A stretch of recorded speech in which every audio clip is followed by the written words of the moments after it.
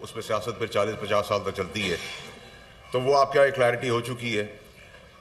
دوسرا بہت زبردست پروپیگنڈا چل رہا تھا کہ جی بیک ڈور میں مذاکرات ہو رہے ہیں اور بیگم صاحبہ جو ہیں وہ لیڈ کر رہی ہیں اور یہ پی ٹی آئی کے لوگ فیڈ بھی کر رہے تھے، اور بیرونی اور اندرونی بڑا پریشر ہے اور اس پریشر کے تحت سارا چلانے کی کوشش کی۔ لیکن میں ان کو بار بار آپ لوگوں کے سامنے 2.5 سال پہلے نہیں، 3.5 سال 4 سال پہلے جب یہ 190 ملین پاؤنڈ کی اپروول ہو رہی تھی، میں فیڈرل منسٹر تھا کیبنٹ کا، میں نے اس وقت خان صاحب سے کہا تھا کہ یہ نہ کریں، خدا کا واسطہ ہے، یہ آپ کے لیے نیب کا کیس بنے گا اور آپ کو جیل ہوگی اس کے اندر۔ اس وقت وہ نہیں مانے، اس کے بعد بھی میں وہ ریکارڈ کا حصہ ہے، یہ اوپن اور شٹ کیس ہے، اس میں تو گل بک گئی ہے، ٹھیک ہے جی، آپ اس کے اندر کوئی دو رائے ہونی نہیں چاہیے، یہ پروپیگنڈا جتنا بھی کر لیں، اور جرم کی سزا ہوتی ہے، جرم آپ کریں گے، قتل کریں گے، آپ پکڑے جائیں گے تو آپ کو سزا ہوگی۔ اب آپ سے کسی نے کروایا، آپ کی فیملی میں کسی نے اس کا فائدہ اٹھایا، آپ کے دوست احباب نے اٹھایا، آپ کی پارٹی نے اٹھایا، یہ تو کوئی نہیں مانے گا نا، سائن تو آپ نے کیے، سائن آف آپ نے کیا اور اس وقت کیبنٹ کا حصہ تھا، اور اسی کے تحت جو انہوں نے پروپیگنڈا کیا،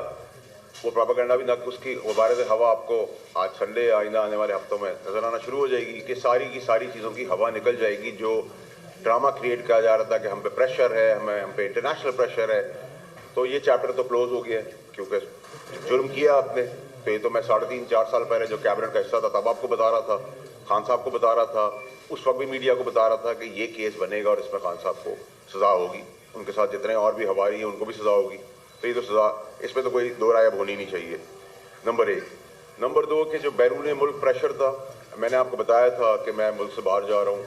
3 ہفتے بعد میں واپس ملک میں آیا ہوں، اور میں نے کہا تھا اس کے اندر میں نے لوگوں کو بتانا ہے کہ کس طرح پروپیگنڈا کیا جا رہا ہے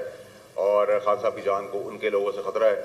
اور آپ نے دیکھا کہ 3 ہفتے بعد جب میں آیا ہوں تو وہ کافی ملکوں کا پریشر بھی جو سو کالڈ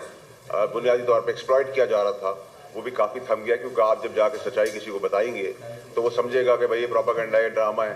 اس کے بعد آپ نے پاپولر ہونے کا مطلب یہ نہیں تھا کہ آپ ہر چیز سے بالا تر ہیں، قانون سے بالا تر ہیں یا آسمانی مخلوق بن گئے، نعوذ باللہ۔ آپ نے پاپولرشپ کے اوپر آپ سنبھال نہیں سکے، آپ نے غنڈہ گردی کر کے دیکھ لیا، آپ نے دھرنے کر کے دیکھ لیا، آپ نے مرنے کر کے دیکھ لیا، آپ نے